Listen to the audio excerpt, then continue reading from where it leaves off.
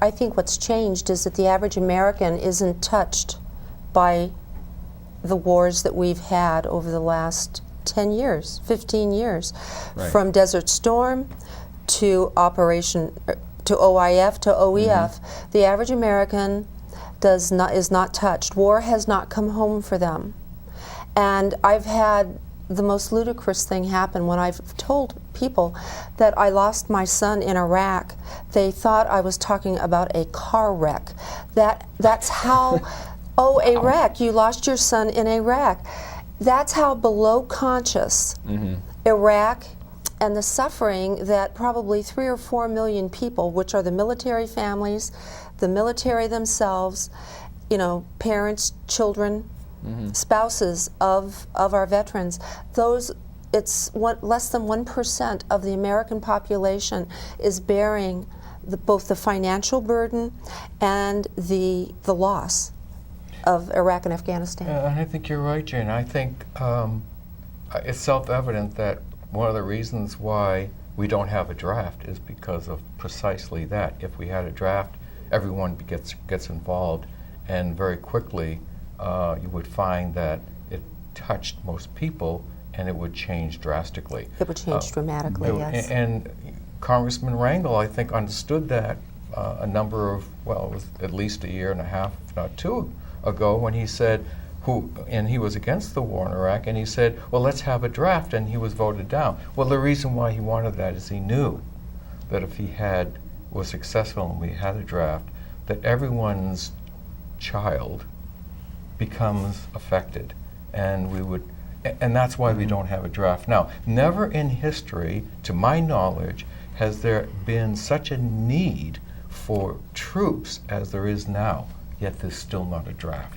Because nation-building projects require a significant amount of manpower. That's right. And we don't have it because we've redesigned our military to be more of a tactical, quick strike force rather than a large-scale ground force operation. Well, another item is that in Vietnam we did all the. We actually ended up on KP in Vietnam, and the military built the barracks. The military did. We didn't have these contractors like they have over in Iraq now.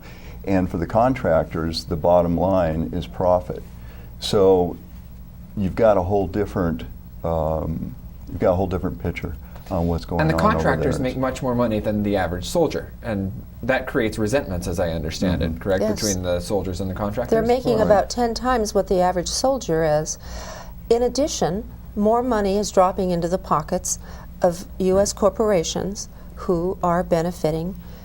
I mean, it behooves U.S. corporations to keep wars going, both the aerospace corporations as well as the logistical providers. Now, ostensibly, we could simply blame corruption for the use of contractors. Is there any legitimate reason that the military would use contractors at 10 times the cost, something that a soldier could do? Why would they do that? Well, there is a legitimate reason to use a contractor because there are skills that they have that are not available to the military. And they don't want to join the military to apply those skills, so you have to hire those people for that purpose. Secondly, but by the way, that number is very small. Right. I mean, because the military can do most of these things, building the showers and build the electrical wiring and all that. And why would you pay them 10 times more? Because why would you want to go there? Right. Unless you got 10 times Right. more. No, so it's clearly the issue.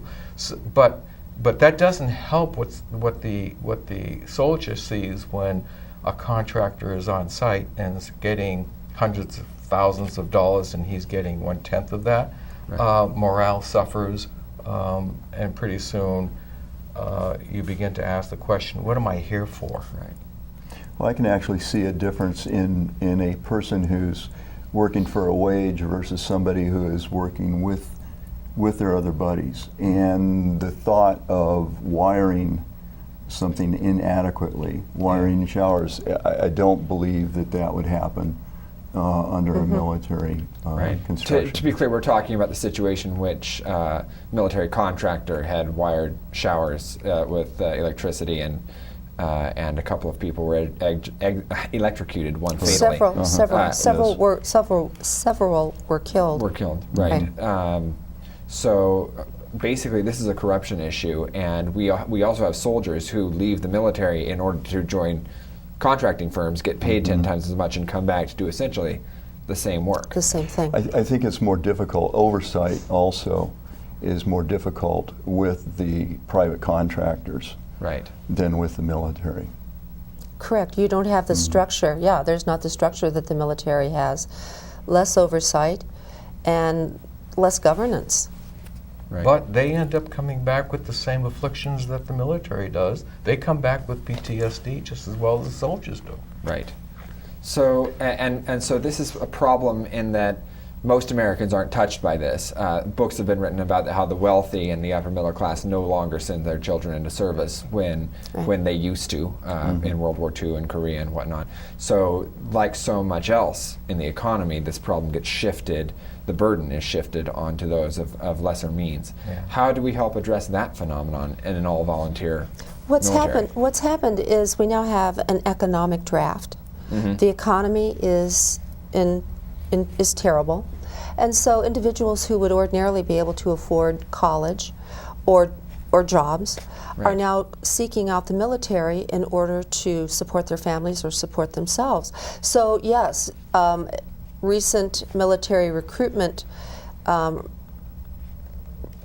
trying to think of the word, recruitment numbers were met. They met their goals. Right. For the first time since Iraq and Afghanistan conflict started, and it's because of the economy. Right.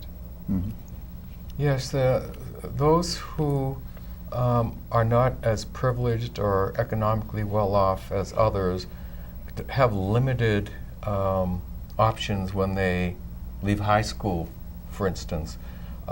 Jane and I have spent a number of times at high schools talking to high school seniors about what their plans were when they graduate. And there's a very large portion of those in the economically disadvantaged areas of this part of the country that say, I don't have much of a choice, and the recruiter is telling me great things about how I can get this great bonus and get free education and I get to shoot a gun and it's wonderful, you know. I mean, so that's what happens. Right. Do you believe we should have mandatory service like they do in many other industrialized countries? I believe in it. I do. Yes. I believe if we're going to wage war, then we should not wage it using less than 1% of the population. It should be all-inclusive. Right. Yes, indeed. Yeah. Or at least that if it's going to be less than 1%, that 1% is divided equally among everyone. Yeah. Right. Yeah. Okay, so now we've talked about soldiers who are there and the issues that they face. We've talked about the general reasons why we're in the wars that we're in. What about when they come home? You and Jane, you and Jim started the Evan Ashcraft Foundation. Tell me a little bit more about that and what it's designed to do and how it's helping.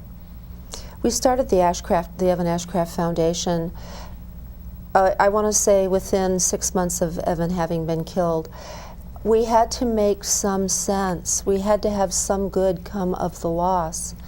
And we recognized from the experiences of the Vietnam vets, that there was a very high probability that they would come back to a dearth of services and opportunities.